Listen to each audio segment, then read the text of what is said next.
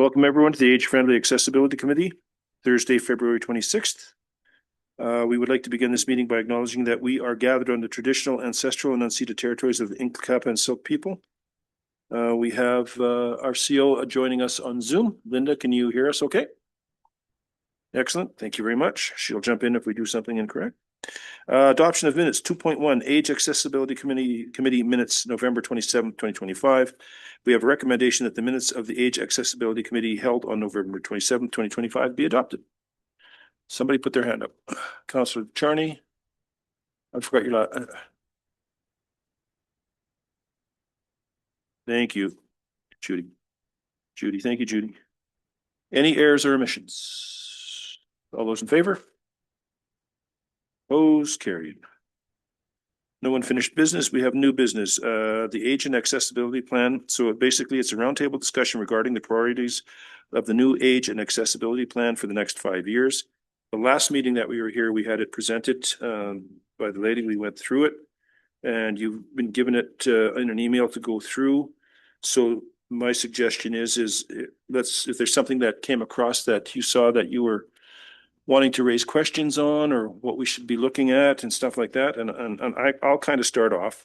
Now, I'm not sure which copy you have. I got the kind of the smaller version, and they on my page, it's 3, and it's the 5 strategic directions where it says quick wins 0 to 18 months, near-term actions 18 to 36. And in the 5 directions are creating accessible public spaces and infrastructure for all. Focus on micro fixes, which we kind of do, but the better snow and ice management at key corners. CAO, we talk about this every year. Do we have, are we looking at equipment that can deal with that in the future, or do we have equipment that can deal with it now? And getting one of the things that I noticed, and thanks to Chris, one of the reasons I noticed it is because after the plowing, there are sometimes those set downs, or whatever we want to call them, we're full of snow and we're hard to get through. So I'm just wondering if there's a possibility that we can kind of expand on that and make sure those set downs are actually clear for people that are challenged. So I'll just leave that to you and Mike and put you on the spot. Okay, thank you, Your Worship. The general idea is, in a lot of cases, the order of operations, and one of the order of operations is not necessarily city staff, it's people shoveling sidewalks in front of their business. So we'd be out early, we're gonna have a snow plow around, we're gonna send a hand crew out, they're gonna do the let downs. Where does the snow go? In a lot of cases, these are low spots, close to the corners, or there's ice back a little farther that keeps things from going down their drainage path. And then you get added to by when the shop owners get in, they start shoveling their sidewalks and then start piling things in there to block stuff up as well. So with the resources that we have and the things we have to cover, the ability to continue to go back to certain spots is somewhat hampered. My personal feeling is the way to deal with this would be through changing the way things are designed when we do improvements, so that the sidewalk and pathway areas, especially in the downtown core, are the primary items, such as being raised up so that they're level going through. We move drainage away from those things into low spots elsewhere where people aren't trying to walk. Because often when they shovel things, salt gets put in there, it melts, it turns to water, it freezes again. It all accumulates in these spots, right? And until we're able to go in there and spend all this detail time digging this out, going back because somebody else added some more snow or the plow truck went by again, it takes resources. So from a resource perspective, it's difficult. We might end up saying we're not going to do the letdowns until midway through the day to make sure all the other things happen. And then we're going to get complained for the first part of the morning because we didn't get to it soon enough. But if we go too soon, then we're not doing enough because we have to go back at some point. And we have too much to do to be able to go back on the schedule to keep everything clear all the time. We will get it eventually, but we're also not tooled up enough, depending on the level of snow, to move snow out of the area. Okay. Because that involves loading and hauling. So snow has to be piled somewhere. So anything into that sort of 2 to 3 inch level of snow is going to continue to stay in those areas. right? So just for my own knowledge, let's take the intersection at the Coldwater Hotel. Yep. Those set downs, are those to be cleared by the businesses that or are those city clearing? So in theory, the sidewalks around there are required to be cleared by the property owner adjacent. We send a hands crew out to do what we call letdowns, Mhm. right? So they go to where the crosswalks are and where those letdowns are and try and clear them out. Problem is, when it snows and ice builds up around areas, that's where all the drainage goes to because it melts and accumulates there because it turns into a low spot. And then you got ice to deal with, which is often dealt with salt to try and melt it. And then you gotta have the resources go back and try and move things out of there. So it's a constant battle. My personal feeling is it's gonna take resources or it's gonna take different design standards, especially in the downtown core, to turn this stuff into something that's highly accessible. Right? Okay. So manpower versus design and infrastructure cost big dollars. We can put resources on it, but we don't necessarily have all the resources to get it to that level all the time, every time. Councillor Attorney, I'll get you to push your button there, Chris. Just push your button, that puts you in the queue. Yep, that's good. Okay, the mayor hit on what I was going to ask. There's only certain corners, right? That with the letdowns. Mhm. And so could we start working with those store owners and say, could you be a little more diligent on the letdowns? Because I can understand that the snowplow goes through and it may come through a second time and then it builds up on the letdowns. Yeah. But maybe we could work with the store owners that are on the letdowns and let them have public awareness of the situation, if they can maybe be a little more cooperative in clearing that. It could be if you're, depending on the tools you have at your disposal. The store owners are gonna have potentially a plastic shovel that they're gonna go out and push things around with. That's not gonna do anything for ice, right? So my preference would be that we continue to deal with this stuff, but our resource and equipment is not great. I've talked to the director a little bit on this the last couple of years. See you around? There he is. It'd be really nice to be able to go around even with a skid steer or a grader and to be able to put a lot of detail into this. Again, it's a manpower versus the greater area that they have to work on because they go out and do the priorities. And the hands crew themselves, they're not able to cut ice with the shovels either. So you almost need small equipment that can do that. What about that little machine that goes along the active transportation plan? Yeah. Is there any thought about taking that along city sidewalks? And especially Well- letdowns, What comes into play there is, running people over? no, the reason, That too. the reason you see it on the activation path right away is because I made a complaint about somebody losing control coming down the Grasslands Hill, Right, and yeah. I'd like that cleaned off first. So what I'm saying, yeah, I think it's great. I mean, I see it all the time, but I'm wondering, could that be utilized on sidewalks and getting down to the letdowns, maybe to bare pavement? Because basically on Main Street, they do get down to the pavement. Mhm. They do an excellent job there. Yeah. And so I'm just wondering if they could somehow get onto the sidewalks where the letdowns are especially. Yeah, they can. The machine itself may, like our newer machines are quite a bit heavier than the older machine that we have, which helps out quite a bit. Still, when you're dealing with, 1/2 inch to 2 inches of ice building up in these spots, it takes a fair bit of power to move that stuff around, to break it up. And if it's gonna melt and reaccumulate all the time, it's just a repeated thing. Coming up with something that's gonna move all of that out of there.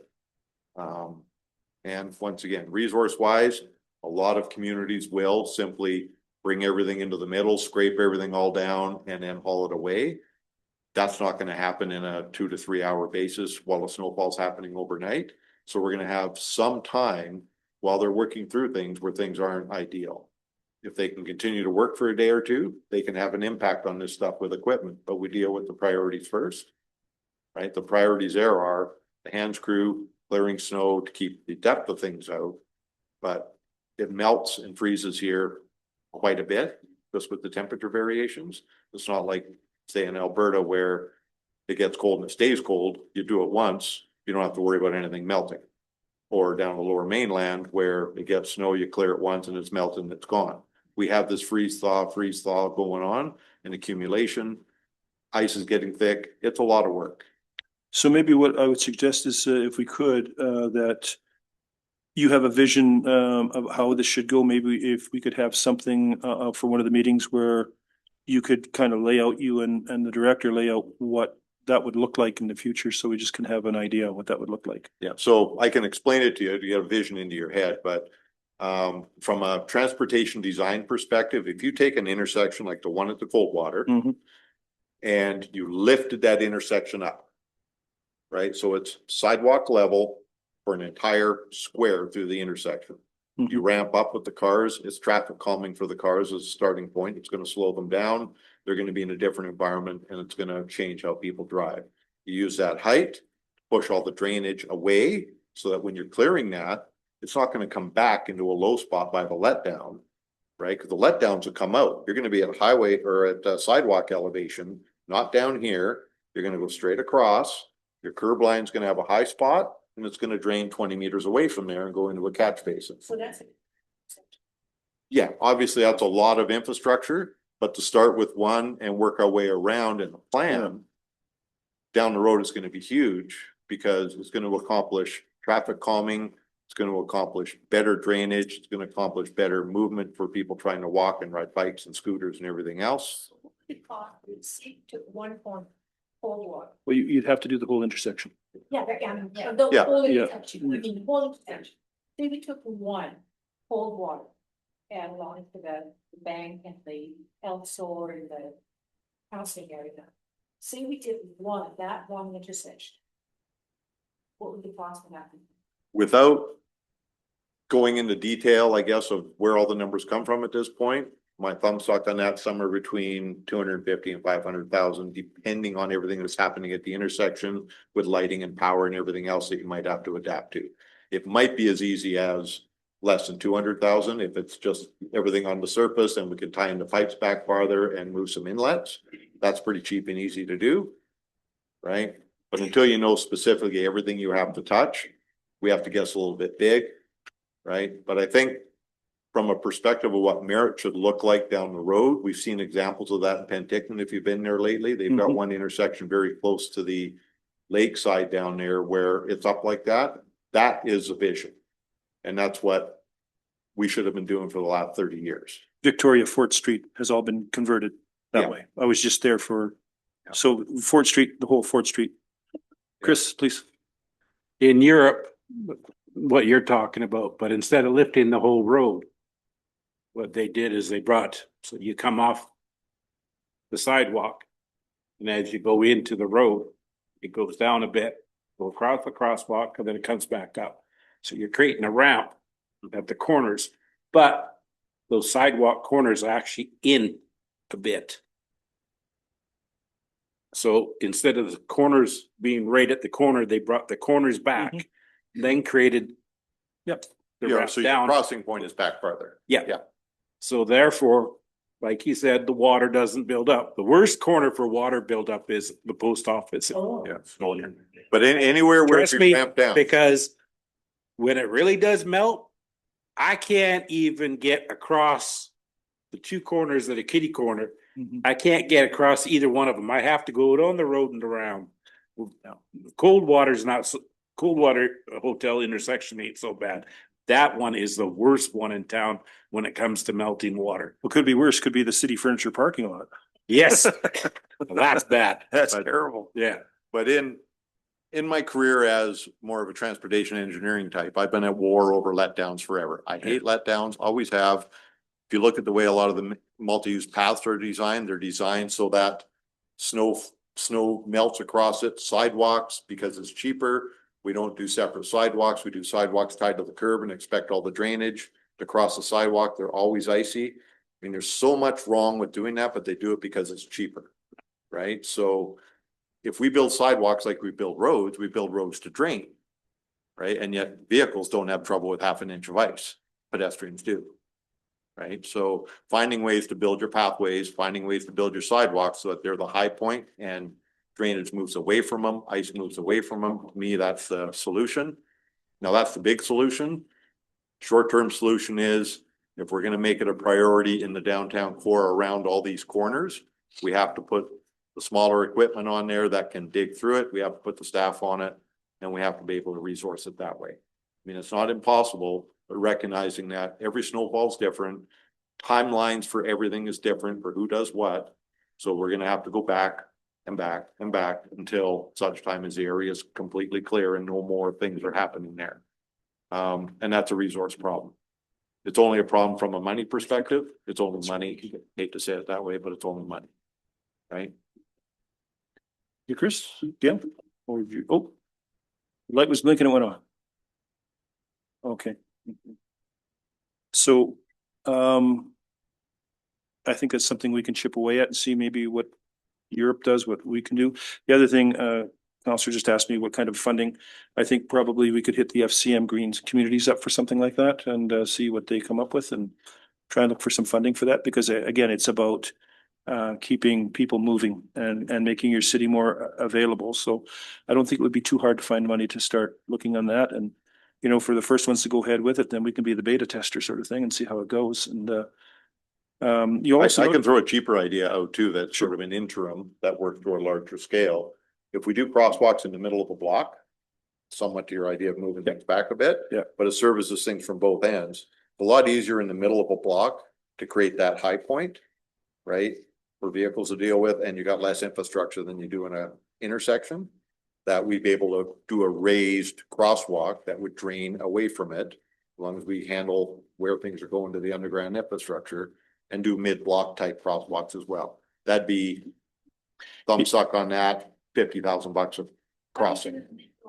if you want to walk down Victoria Street in Kamloops, Victoria Street is mid-block. Yeah. Yeah. They are longer, but it is, that's why they've been redoing the downtown. Like every time you go to Kamloops, the downtown's closed. And that's what they've been doing. They've been going mid-block and leaving the curbs. Well, actually, the complaint in Kamloops is that they're too long and they've got to start here to go all the way down to here to come back over to go on the other side of the road. Yeah. So. But it's more cost effective because it's basically a paving exercise to take that 6 inches of curb height and get a ramp in the middle of the block, paint it up as a crosswalk, get rid of any letdowns or don't put letdowns in and cross at sidewalk elevation. Mhm. And then everything else works around it. Yep. Yeah. Mid-block, you have less of an issue. So with mid-block, like for someone with a site situation like yourself would be a bit of an issue, hoping somebody stops seeing you. Because you're not gonna have the change lights to let you go through, right? It's basically, right. But then again, $12,000 will buy solar crosswalk. That's true. Things like we've seen elsewhere, a pair of them that communicate by Bluetooth across the road. Fairly easy to put in and you don't need to worry about all the power wires because America has lots of sun. So I think these are ideas that we should toss around and talk about, see what works. I think it's a good idea. Chris, you're back. Where Fields is, you have the one handicap parking. And then further down is Blacks and you got the other one. Well, they're not across from each other. And I mentioned this a long time ago when I was on the committee. Bring that one over to Fields, because if I have to park across the Fields, but I want to get to Fields, now I have to go all across the intersection. Whereas what he's talking about having, that would make perfect sense. Because if a handicapped person is, oh, well, there's only one spot there, but I want to be over here. Bring that parking spot so that they're across from each other, because and then that ramp, that'd be a good one to try his idea with. The other benefit is what it does to traffic, because you're creating more things that calm traffic, that get people focused on things, because the more things you put in front of people that don't actually take their space away, most of the traffic calming is visual, and it makes people slow down based on the fact that they see something and they're uncomfortable. Doesn't mean you've taken any space away. It just means they have to adapt to it in their mind, and that slows them down by nature. I'm at the age now where in order to see better when I go to the city, I got to turn my radio down. Not sure how my ears are connected, but that's my life. Thanks, Chris. I like that idea. Yeah. The only thing is, I think we really have to do some public awareness, because it is very dangerous to cross at the post office, even with those blinking lights. A lot of times, I don't understand why, but people just go zooming by.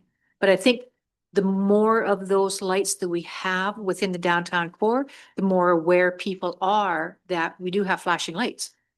And it's not just the stop signs, or stoplights anymore. We also have mid-block crossings. And we can get rid of the speed in there, something as simple as painting a zone in the road there. Yep. In front of the post office on both lanes, that will automatically slow people down. We can move the crosswalk to over by where the accessible stall is, where you're not supposed to park on other sides of it, Where they, right? We Where could they put do one park. there, mid-blockish, right?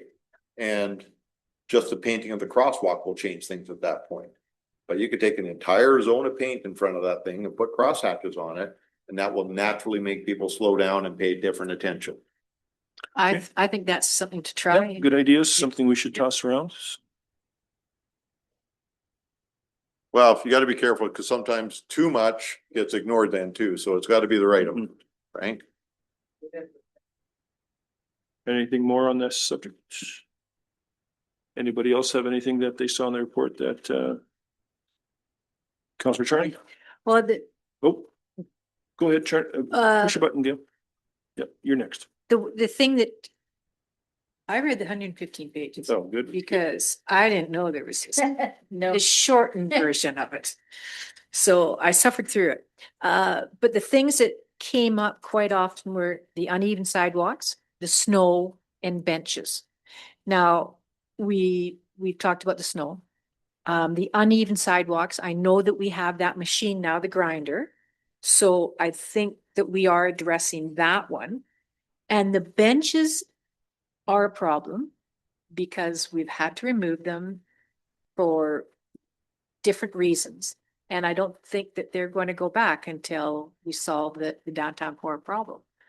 Well, So- I would have to say that the benches probably will return now that the 2.5 decrim has been removed. Because now we don't have everybody from all over Canada coming to BC, and most of the people that were hogging the benches were not from here. They were here because the 2.5 allowed them to do drugs in this community and every community in BC. So I think what we'll do is we move on, like, nobody wants the Spirit Square to be left the way it is. Nobody wants the benches not to be back. But the point of the matter is if taxpayers can't use any of that stuff without feeling like they're being threatened, then we have to take control. And until we get control back and a message is sent. So, I mean, we will fence Spirit Square, but a much nicer fence, and then it will be opened. And if we can control it, we'll just have to shut it again. Benches will return. We want the benches to return, just as long as they don't become a tent pole for a tarp Right. or people that publicly urinating and getting hammered there. So that's why we moved in that direction. We would love to see the benches come back, and probably by spring, we'll give it a shot and return it and see what happens. I think that's the best way to go, because we do get some people that are upset near the hospital auxiliary that they can't sit in that bench area, but then we've got some people who are glad it's gone. So a little bit of both. So now that we can Well, that- control, we can, I think we'll probably try to put some of the benches back in, take some of the fencing down and just see what happens, because it can go right back up again and the benches can be moved as quick. And I think the idea is the city is aware of that and we will control it. And if it gets out of hand, then we'll do something about it. Yep. Yeah, I just want to go back to snow removal. This winter I noticed it more than anything because I was really incapacitated because I had a knee replacement. So I was walking downtown a lot because it was really nice and clear, right? But one thing I noticed is that people were shoveling their sidewalks very well, except they weren't doing their driveways. Right. And that's what they would say, oh, I've done the sidewalk, because it says you have to clear the sidewalk. It doesn't say you have to clear the driveways. So I did run into some issues that way. So I just wanted to bring that up. Maybe that's something we should look at. The next thing that I was reading, is on my page 4. It's under implementation, monitoring and evaluation. And halfway down, it says, review progress annually against the action tables. So I'm thinking that maybe as a group, we would do that at the first meeting of every new year. Give time for 12 months to go by so we can see, I mean, if action items come up quicker than that, but I think that's where we can touch base and say, okay, here's a new year. Here's what we accomplished last year, and here's what we're working on, or here's what didn't work at all. So I don't want to make any motions at this point, but I think that's something we should consider, is doing that at the first of every year, so we can understand what's going on. The other one was update priorities and circumstances, funding and community needs evolve. So one of the most eye-opening things for me this year was Chris's tour of the downtown. I think we should be doing that in the spring, and I think we should be doing it in the fall. A downtown tour 2 times a year. to see where changes that have been made are working, things that aren't working. And, because we have Sue with a sight problem, we have Chris in a wheelchair. For me, I'm fine. I can go wherever I want, whenever I want. And I don't see these issues. So I would like to think that we would have this group would walk this once a year or twice a year, spring and fall. And then we could, at our first meeting of each year, we can kind of bring forward some of the issues that we've had with that. Chris, I see your finger moving there. There you go. Oh, Chris? One of the things that we discussed at the last meeting, and I was wondering about it, was the taxi service wheelchair van concept, because Kamloops, Kelowna, Vernon, they all make their taxi companies have wheelchair vans. Like, we have 5 wheelchair vans in this community that are owned by people. And, but we still have a lot of people that are in wheelchairs that have no private transportation. And, like I said, the bus only runs for so long, and then if it's 2 o'clock in the morning, they have to go to the hospital. The only way they go is by ambulance, and I know that for a fact, because that was the only way I got before I got my van, was nowhere for me to get to the hospital. Can I have an ambulance, please? It's not emergency, but So the last time we met, Chris, you mentioned that you had been taken over to Kamloops in an ambulance. They didn't take your chair. I made a call to the director, and she is resolving that issue. She'll make sure that when somebody is taken from here and the chair doesn't go, it'll be taxied over or it'll be got there, because I explained your situation. And our director has been absolutely fantastic to work with. She's one of the reasons why our hospital stays open, because she Nice. does stuff that she probably shouldn't do and she gets finger shooken. So that will be taken care of. And I'll just remind her one more time to make sure that that's actually in place. But somebody from Merritt or anywhere that gets transported without their wheelchair will follow them at cost to the province. So that's another thing. Also, don't know if you noticed, but the button to cross at the post office was moved. So that, again, recommendation, so that was moved. So. And I've also noticed that some of the grinding has been done in Yes. town, Yes, it has. and there's still a lot of spots that need to be done, but Yep. it's like Yep. that. Well, we will get there with that. So again, I guess maybe we probably should make some recommendations here. And the other thing I noticed this winter was the alleyways, like between Coldwater Hotel and Interior Savings and across the street from that, they still weren't cleared. It's the alleyways, the store owners, they clean their sidewalk, Yeah. but then nobody cleans the alleyway. Okay.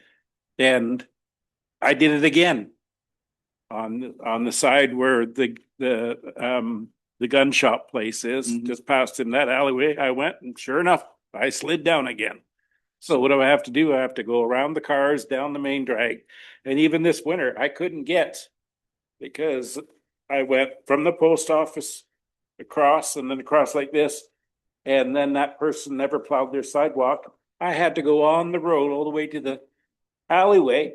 And then I couldn't get up the alleyway to get into the bank. I had to go all the way to the Coldwater interchange. And I got all these cars behind me honking their horn and people yelling and screaming at me. Well, what am I supposed to do?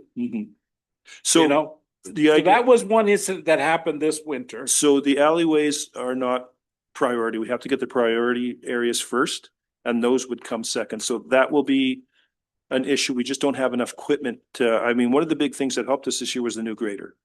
That helped us out quite a lot. We were able to do an entire road in one pass, basically, where we didn't have that before, which would then free equipment up to get to the secondary and get to the alleyways. But the downtown back alleyways, I do probably agree should be more of a priority than halfway up the hill somewhere or way out by the schools or something, because people just don't use those back alleyways. So I think that's something we could look at. So good that you brought that forward.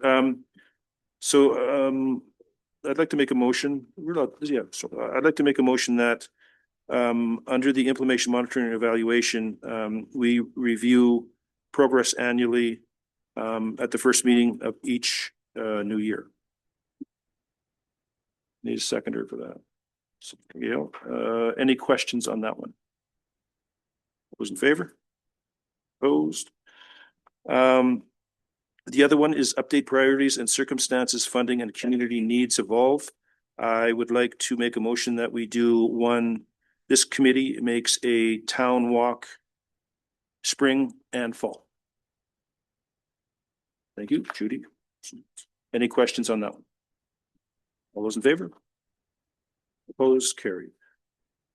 Counselor Charney. I would also like to see that we find funding for one of those mid-block crossings. And now, do we have to go through Moti for the flashing lights? No. Because it's our downtown. So I would like to look for funding to to have one mid-block crossing and see how that works. Sure, we can, do we want to do that as a motion or just kind of, because I'd like to see several things. I'd like to see not only the mid block, but I'd also like to see the raised. We talked about the raised intersection, so I'd like to see choices on, or on both of those at some point. Okay, so if it pleases everybody, the mid-block one is probably a fairly simple thing to deal with in-house forces as far as getting things set up and getting quotes to make it happen. The intersection one, we would probably need a little bit of consulting dollars to do a survey and some design work and make sure all the underground and everything's tied in. That will give us a firm cost estimate on what it would take to actually build it. So thumb suck, $20,000 worth of survey and design work will probably give us a hard number for a project to move forward on, ballpark of. The mid-block one, we wouldn't need to do a lot of design work. We can probably work that in, and remembering that we do have a little bit of a transportation pavement reserve being built. I hate to use it because we're saving money to try and fix a lot of pavement areas right now because we're not over investing in that by any means. But we have saved a little bit of money that if it can't come out of operations, which we haven't budgeted for, you might, as council at some point, decide that maybe you can use that reserve dollars once we cost it out and tell you what it's going to take. Like I said, it's about $12,000 for the signs. We're dealing with a little bit of cutting and paving and painting to make the raised crosswalk work. It may not be that much money. Okay, so probably the best idea would be, oh, let's try. How does that crosswalk work with parked cars?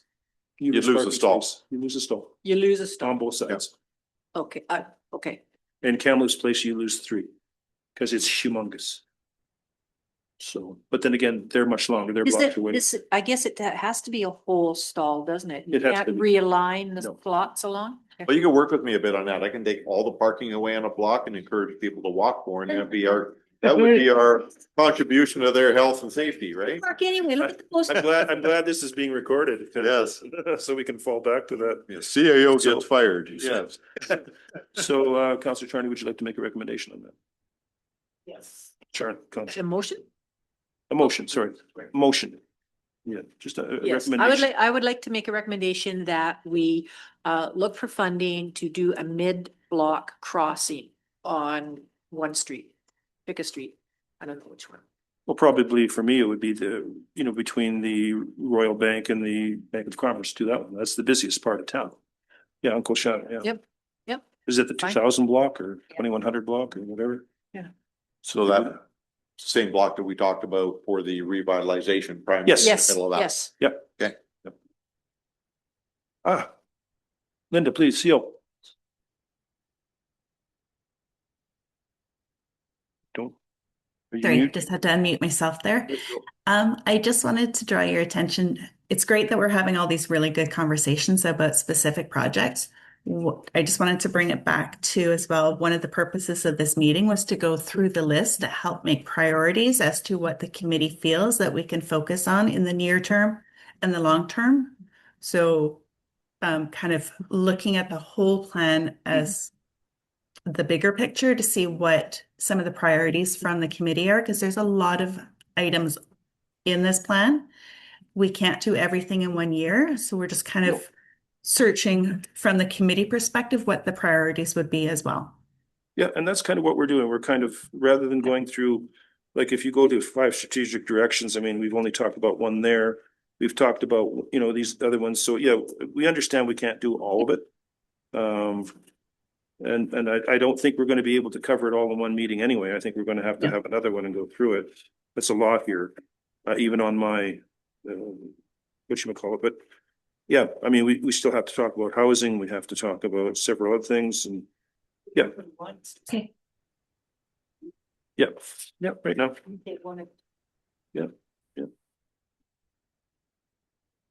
So, Chris, What he's talking about, you're talking about taking the section of parking out. I can't park in front of the post office because the road is like this. Mhm. I just slide off the ramp in my wheelchair van. In order to properly park for safety reasons, wheelchair van has to be flat. Can't be like this, upwards or downwards or on an angle like that. Has to be flat. So if they're gonna do the cross section, say like Fields there, you use the one parking spot, then had the crossing section, and then on the other side had the parking spot in the crossing section where it'd be flat. That would be ideal. Because there's so many times I'd say, man, I wish I could just park right there in the middle, but I can't. And the other issue is that half the handicap spots that are downtown or in town, you've got a sign that says handicap parking and it's right where my ramp is coming down. It's like even out here, front here, the flower pot. I come in, put my ramp down and I've got that much room, foot and a half to try and get off my ramp because it's a flower pot. Mhm. So those are like issues that are downtown, as far as handicap. And the other one is accessibility into buildings. And I think that's one of the major problems in this town is that, and there are grants out there to get the door mechanism going. Mhm. Could we get the Lions Club involved and say, hey, listen, help out with doctor's office, dentist's offices, and so that we can get, that and the snow removal, I think, are the two biggest things in this town is accessibility into buildings and snow removal. so, on the one page, it says key themes from what we've heard. We had outdoor spaces and buildings. Residents, value merits parks, overall walkability and compact downtown, but some report barriers. Okay, so we've already kind of covered that one. Let's talk about transportation. Transportation, local transit is available and works well for many, but there are limited supportive transit, example, handy dart or volunteer driver options, and many older adults rely on family, friends, volunteers, drivers or scooters. Winter conditions, hills, and sidewalk gaps make walking and rolling difficult in these areas. So we've kind of touched on that about changing the egress and entrance and moving some of these things around and possibly moving flower pots out of the way of areas like that. Is there anything else on transportation that we see as a barrier? Sue, anything for you on transportation? I'm not sure you use it a lot, but I'm not sure.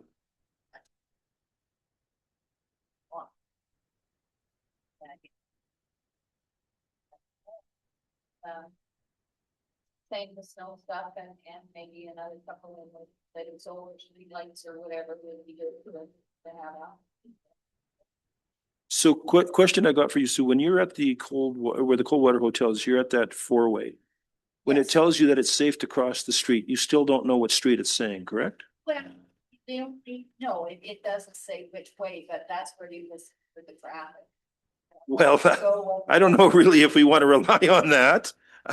Especially, and I'm not trying to be flippant, but on a day like today where the wind is whistling, it'd be very tough. So that was brought up, I think the first time we had the meeting, it was brought up the fact that you have no idea which road. which way is there? Yeah, Yeah, and I think that's probably something we should be talking about is, crossing south or crossing north or east or whichever, Oh, yeah, like now. sorry.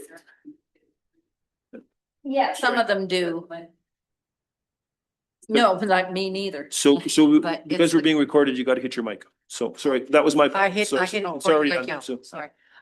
Yeah, like, basically I just, and sometimes what happens more often with the wind is that the audible doesn't come on at all. Oh, So okay. then I definitely stand there and like, okay, well, they're driving this way beside me or they're going right in front of me, right? But, Yeah, I mean, it would be awesome if it would say crossing Boat Street or crossing, you know, Thank you. if that's not a big thing to change, you know, that would be very, very helpful. And the other one too is I cross a lot at Garcia and Nicola, because I live on just off of Merritt and Garcia.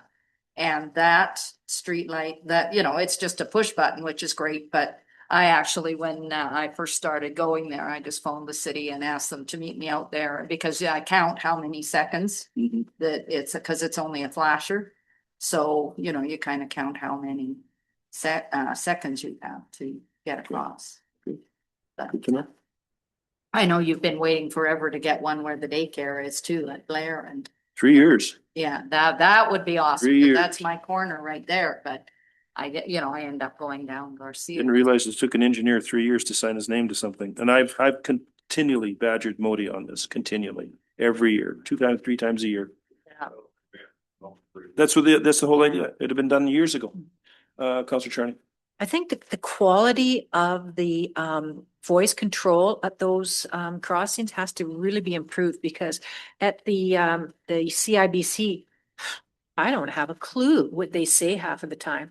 And yet I was in Kamloops the other day and it's a male voice. It's very slow, very concise.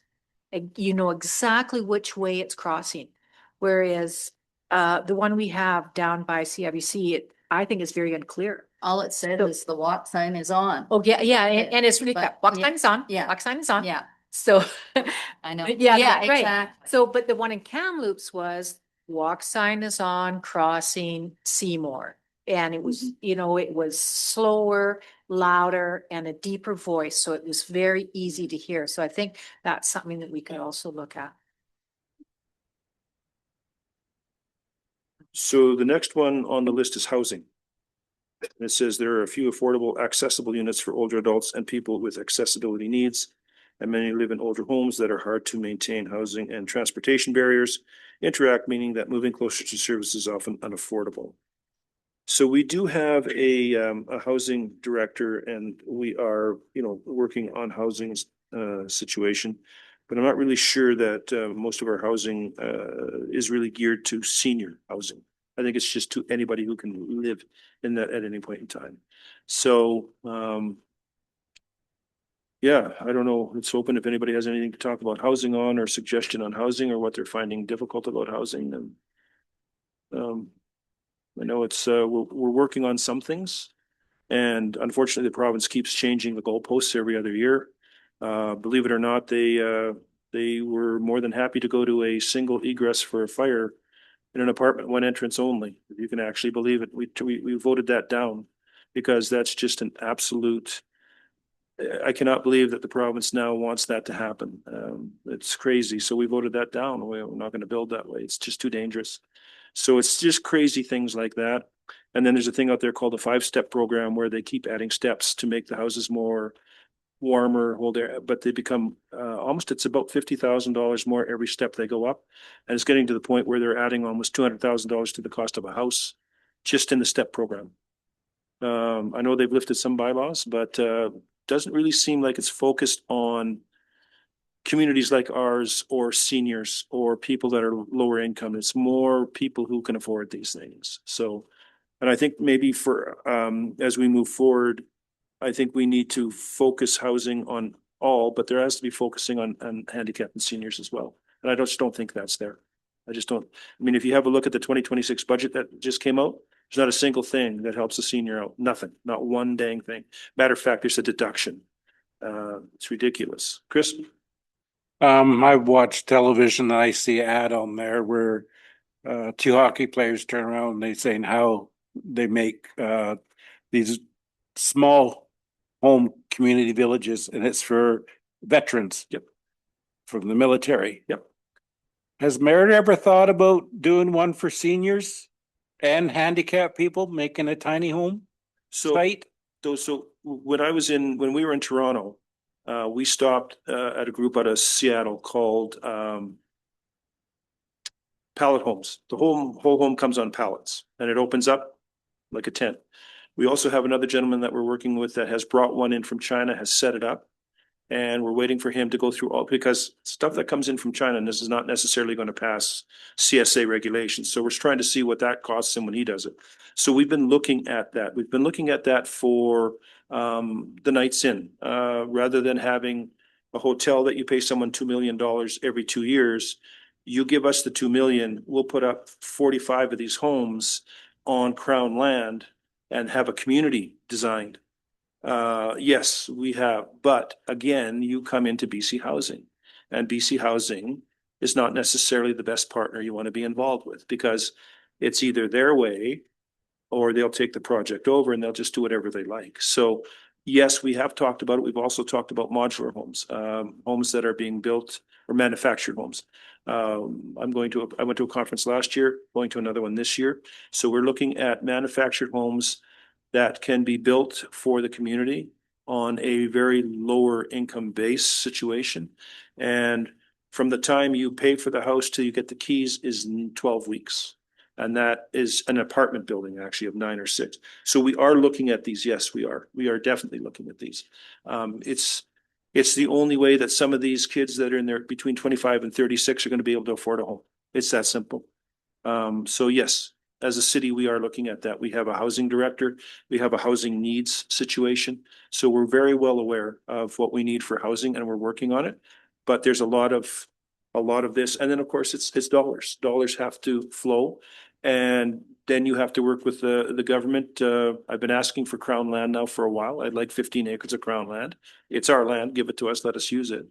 I think a lot of our housing situation could be taken care of with a little bit of innovation. And a gentleman who runs the manufacturer, Paul Bonato, has some very good ideas. And I think the federal government has started to listen to him, but I think the provincial governments need to listen as well. So yes, we do have a lot going on with that, and I will be attending. And I'm also on the mayor's caucus of the housing situation. So we will be meeting again in May to go over this. But yes, we're very concerned about housing that's available for, and we don't want to call it lower income. We want to call it attainable housing, and seniors. And so yes, we are very much interested in that and working with that. Anything else on the housing? Oh, I was just gonna, That's right, Barry. to Chris's comment about the tiny homes, is that we had looked at that just after the flood when we were trying to apply for grants. There was a grant for 3D homes, and then the cost of that, by the time you had the printing and then you paid for the contractors, it was deemed that it would probably be cheaper to have them frame built by a contractor instead. And when we were looking at the temporary housing, it was determined that, renting the pads in the mobile home park and getting manufactured homes in there was going to be the most economic way when we applied for the temporary relief housing that we ended up getting. But yeah, we had looked at different options about maybe rezoning certain sections where we could put tiny homes, but it was received with backlash from a number of residents, including people who weren't on council then, but lived nearby. Anyway, yeah, so we did look at that last term, and it was shot down aggressively. But we did think that that would be ideal for attainable housing, like the mayor was saying. So, yeah. the other thing that we can talk about too, and I have met with 2 chiefs on this, is we talk about the grasslands property. We have suggested that maybe we work all together, the 5 bands, the city, and develop a community housing situation up on that property. So we've talked about that. It would be a good collaboration. I mean, you're talking 5 bands in the city, everybody builds a building, everybody lives together in the same spot. It's on kind of flat land. So we've talked about that as well. So First Nations, I mean, with the lodge up on the hill that just opened, the new one, they want to continue to build those and invest in that. So I think there's a good opportunity to work collaboratively. We are still seeking an MOU with First Nations. We're working on that as well, and that will help get us where we want to go on that. So housing is very important to this council. It's very important, and it's very important to the city, because when you start to look at some of the businesses that we've got coming in here, if we don't house people, we can't have people work here. And one business is going to be hiring over 110 people. That's 110 people. You're not going to get them all from merit. Some people are going to move here for that. So where do they go? So we're really cognizant about the fact that we need affordable and attainable housing. I mean, a kid that is working up at McDonald's cannot afford a $2,100 apartment building that's 75 years old. There's something wrong with that, right?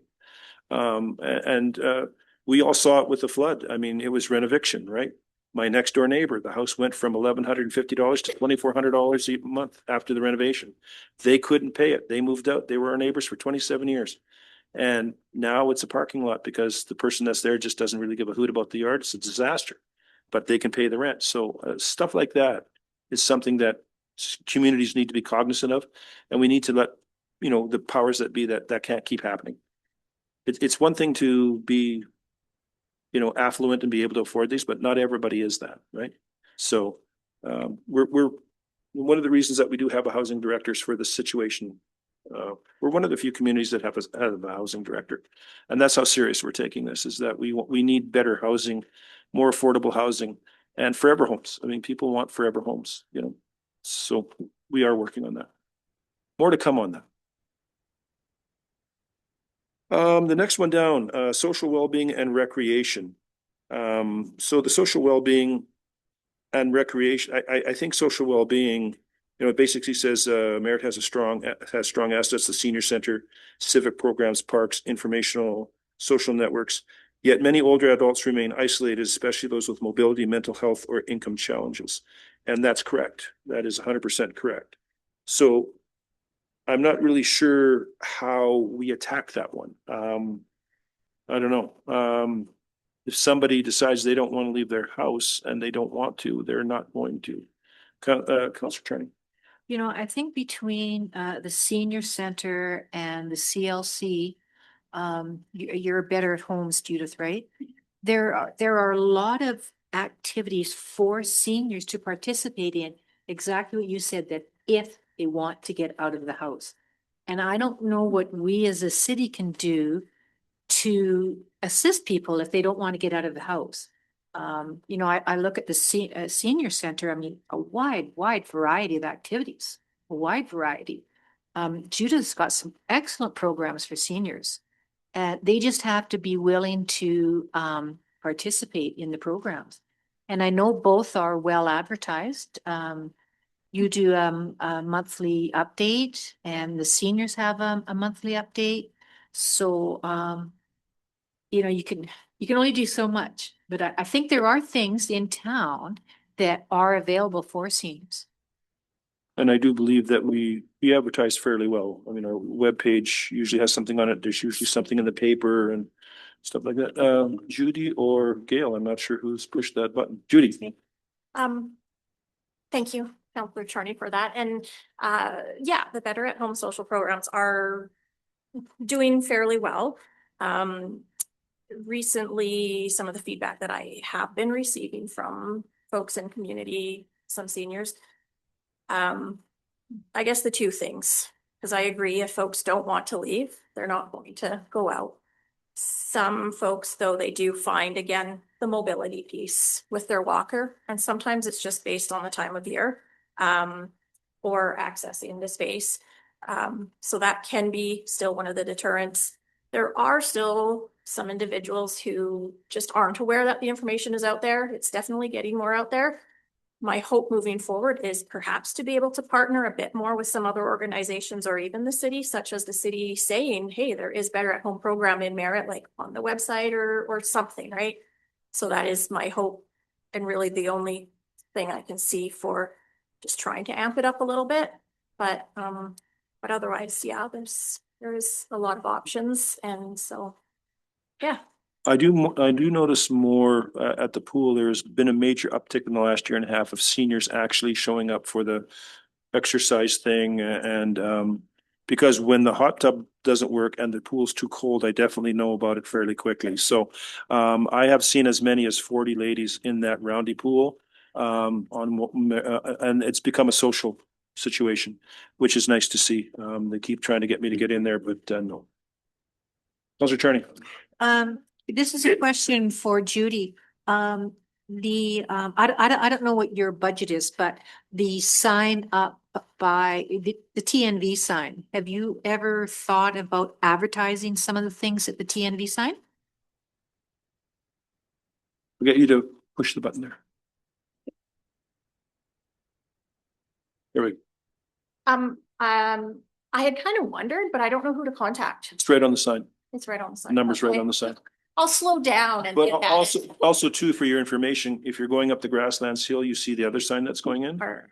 Yeah, so that's where information possibly could be there as well. So, and I don't know if there's a cost to that or not. So, but it's nice to have the sign. I think it makes our community move forward. But if you have any issues on that, let me know because we can get in contact with TNV in a very short order here. Perfect. Okay. Thank you. Very short order. Anything else on the housing? Okay. Next one is respect social inclusion and cultural safety. Cultural events and Indigenous partnerships are strength, but some Indigenous residents and equity deserving groups report experiences of feeling unwelcome in some public places. And that's unfortunate. But you know what? I have to be honest with you because I felt the same thing. When I get invited out to Aboriginal Day out at the Coldwater Arbor, I feel out of place there. I do. And Aaron Shimahitsa makes sure to welcome me immediately, and Stu did as well. But I feel out of place. It's funny. I enjoy being there and it's great. I love it. And I know the feeling. So I don't feel that as much now, my fourth year going. I actually just show up and everything's great. But at first, yes, I felt out of place. So I understand the feeling. And I think, the only thing we can do with that is make sure it's the warmest welcome somebody has. When I was, I think I've told this story, was at July 1st and a lady in a wheelchair called me over and gave me hell and said, come over here, young man, have a look at this sidewalk. So we had the crosswalk, but it was the straight up, there was not, so she couldn't make it. And I didn't even notice it, right? So she did. So just, stuff like that. And I think the fact is that we make it as inclusive as possible and put up no barriers. And, I think that's kind of things that just we have to work on. Anybody have any input on that one? Because I know we have a large Indigenous, we also have a large Filipino, we also have a large South Asian, right? So, all those groups should never not feel welcome at an event, ever, I get invited to the Filipino Christmas party every year. At first, it felt weird. But once I got there, the food's incredible. If you haven't eaten Filipino food, holy cow. So I think with the respect, social inclusion and culture is the very first thing is respect. As long as we're showing respect and, somebody isn't being silly, I think we're fine. Anything else on that? So let's go to the next one, civic engagement and employment. There's a strong volunteer culture, but opportunities are not centrally coordinated. And inclusive employment options for people with accessibility needs or health issues are limited. Chris, I'm sure this is up your alley. Well, I had worked BC almost 2.5 years. Go to every place in this town. And it was surprising. Some would say, well, you're in a wheelchair, you have a hard time getting around. Hang on. I shop here and I get around just fine in my wheelchair. It's like they don't want someone with a disability working for them. I noticed there was one gentleman that I knew. He worked at the hardware store, and he had an arm missing. They finally, I don't know whether he quit or they let him go or what, but he's no longer there. And it's like, why? It was only the company that I work for now. It was because of Marilyn at Work BC and a friend she knew, they got me the job. And it's like, yeah, it's perfect. I love it. Like I tell a lot of people, I wish I would have had that job when I was 16. It's so easy. But it's accessible, and everybody in that job place, including the new owner, are like, what can we do for you? What can, like going in, the ramp was, it was all rough and rocky. And then they smoothed it all out. It's like, I couldn't ask for a better boss. I couldn't ask for better employees. And this is what we need is more places in this town that say, hey, you're handicapped, no problem. Let's see what you can do for us. You know? And the neat thing is that Work BC for the first year pays for half the funding, the wages. Robert Hack does it all the time. When I first came back home here, and I went to Robert Hack because I was an electrician, he said, oh yeah, no problem, I'll hire you. And I found out he hired me through Work BC so that Work BC paid half the wages. Well, at least you're working. Yeah, you know, but there's programs out Yeah. there that say, listen, bring in the handicapped person, you know, whether it's Down syndrome, you know, old age, walker, wheelchair, and say, hey, Work BC will pay for the first year, will pay half the wages. Well, I'll be honest If with it you, doesn't work out, I'll be honest with you, Chris, it's the first I've ever heard of that. So maybe that's information that this group needs to get out in the community, because I had no idea that was something that could actually happen. Yeah. So I think maybe maybe that's something on our webpage, a city webpage. I mean, there's not a lot we can do here other than the fact get the messaging out. yeah, I mean, we know that, there's other places in town that do hire. Canadian Tire is one, obviously. Yeah. Brian works there. Brian there worked there forever. Well, they And call he's him- my next door They neighbor. actually call him the owner. Yeah, yeah. So, Yeah. And he's a good kid. He's like, and I don't know if you're aware of the fact that Walmart, the greeter, was actually designed for people with handicaps, and that's kind of fallen by the wayside, but that was the main job of the greeter, was somebody who was visibly handicapped, right? So, Gail? No. Oh, Judy, sorry. Yeah, me again. So along the lines of what Chris was saying, and one of my many flags in the document here was speaking about having some sort of event in community of essentially education and bringing to light. And I think that could be a vital part for educating our community. Couple of things, okay? So Kamloops used to have, I forget what they called it, Fun Fest.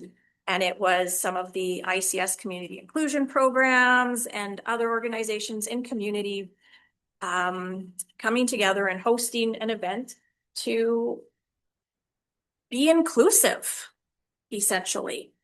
I'm very interested in seeing if we can get something set up in community. I don't know if it could be this year or next, but I'm hoping that even just through ICS with the seniors program, with our community living program, council, some of the Indigenous organizations, to have something similar where we can, highlight and show what an incredible diverse community we have, the gifts, the skills that people have.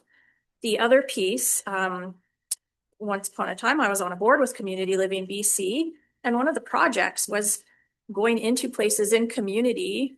Are they accessible? Giving them a decal, a sign, something. And there was a point on, there was a website. So if people were looking up this community, they could see, do they have accessible washrooms? What stores are accessible?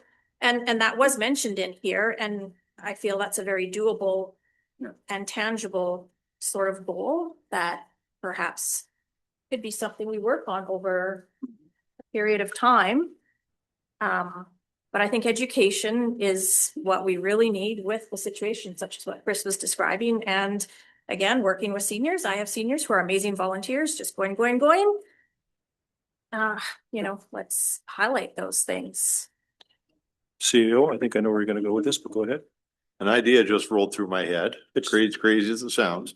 The city does 2 open houses a There you year. go. That's exactly what I was gonna. Might be an opportunity for us to set up sections for this committee and possibly the airport committee I agree. to get involved in these open houses, and that will connect you with a lot of the population.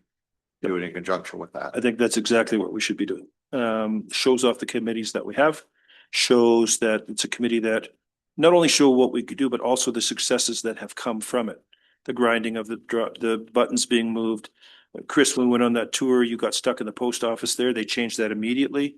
So just stuff like that, where, you know, the wins that this group brings forward. But I think open house would be, yeah, fantastic. I think it would be a great idea. So, yes. One of the things, every Tuesday I walk downtown and I walk from one end to the other, and people can yatter at me if they want. But I notice almost every building now has a doorbell that says ring for service if needed. Almost. I notice Blacks has one now. I know Kerry Ware has one now. There's more coming. You can see them now. Whereas a year ago, I didn't see any of that. So, right there. Where the buttons located. Right by the door. And again, for someone who has it would be just, so if you're going into Blacks, right where you would open the door. Yep. If you just ran your hand down, it's like a doorbell deal. And boom, On. right there. Yeah, you can see it. It says ring if it's, We can't see it. yeah, well, you can't see it. Yeah, so, yeah, But I kind of need a little bit of a yeah. right-hand side. Okay. Some of them are quite flush, but they're right there, but some of them are, but I am seeing more and more of it. And, yeah, I think also too, I think with the open house, maybe that's where we should start recognizing businesses that do have that. So people who are coming to town know they can get assistance. Like, I don't want to go into that store because I can't get through the door. But if you hit the button, someone will come and help you. So like, I am seeing a lot more of that now.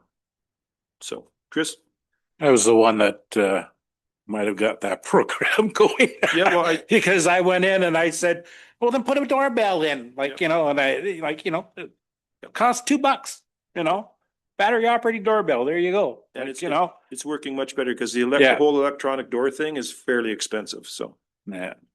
Regarding employment, if you go into the secretary's office at my place of business where I work, there's a plaque on the wall I don't know where you were. at Micon Industries. Oh, my God. Procar. Yep.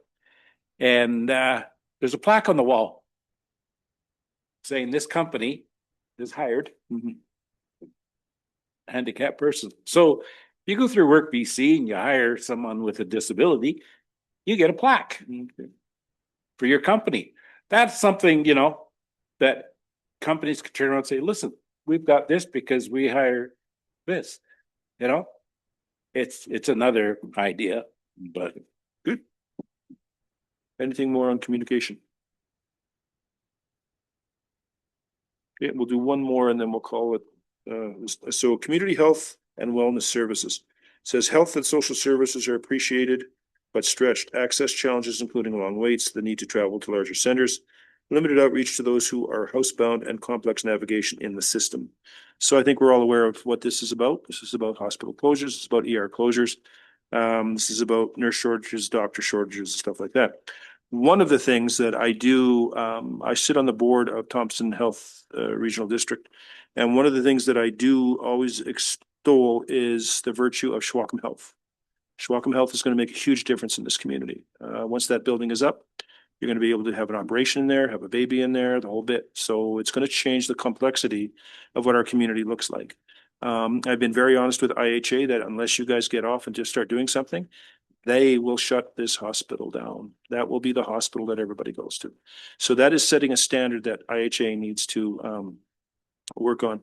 One of the other things that I've also asked the director and the CAO of Interior Health is for 8 more beds up at the hospital. We get one bed for every 1,000 in our community. We're rated at about 8,000 people, but you have to take the surrounding area of 14,500. 8,000 beds is not going to handle 14,500. So I've asked for another 7 or 8 beds. We have 40 rooms that sit empty up there. So we would like to see more of that happening. So that's gone, and they were receptive to that. So let's just see how that goes. That will have to go through the minister and all the rest of that. And I probably should stop asking to get paid for the hospital closures because that never goes off well. But anyway, sent another bill. So we've sent 3 now. So any input on the community health and wellness services? I know, Chris, you did have the issue with your wheelchair, and I think that's kind of been taken care of. But you know, you're good. Go, Chris. I just was talking to Judy here before the meeting started. And one of the comments like, There's only one doctor's office in this whole town that has a push button for a door. And that's Dr. Smith's old office. The eye clinic, dental clinics, doctor's office. No accessibility. Okay. You got to pound on the door or pound on the windows. I think that's something that should be automatic. Well, I think, Chris, falling back to that's why we recognize those who have it and we publicly recognize them. So we can let people know that, yes, you can get into this building.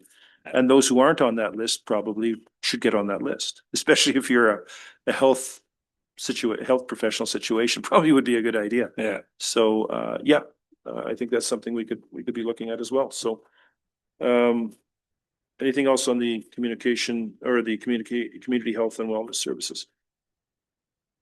So we're a little over an hour in. So I would say, go over this.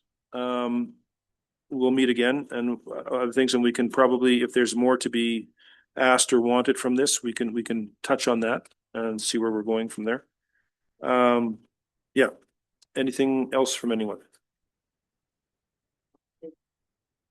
I think that would come through, that'll come to you in an email. Yeah. Gail or Judy, I'm not sure who. It was me again. Just a question, I guess, with this. What is the process with regard to, for example, near the end, there is kind of that, where it just suggests how to kind of scale what the priorities are. Who takes that on with this accessibility plan to say, okay, we are going to focus at rate this as 12. That would be this group. Okay, That would be this group. So all we're doing is recommending something to council, so council will move it forward. We make no decisions here that make policy. So we have to understand that. This is just, we suggest something, and that's why we can't deal with this all in one meeting. There's no possible way. Mhm. So we've dealt with a couple of things. We've made a Yeah. couple, I think 3 recommendations out of this so far. So we'll work on those 3. And this committee would steer this report. That's why the report was done.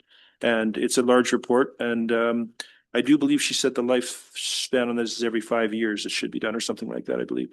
So I would say that this is a document we probably should touch on several more times as we move along with other things. But there's a lot in here. There's a lot in here, so we're not going to just do it in 1 or 2 meetings. But so I would say, as you're going through this, and a meeting is coming, if there's something that you find that you really need to talk about, let us know. We'll get it on the meeting, or we can fall back to this and we can talk about it. And I'm sure that we'll pick this apart over the next 4 or 5 of these. So, but yes, we're the steering group. Okay. Yeah. Thank you. Anyone else? Anything else? CO, anything from you? No? CO? CAO? Okay, well, adjourned. We are. Thank you. Thank you, everyone. Thank you.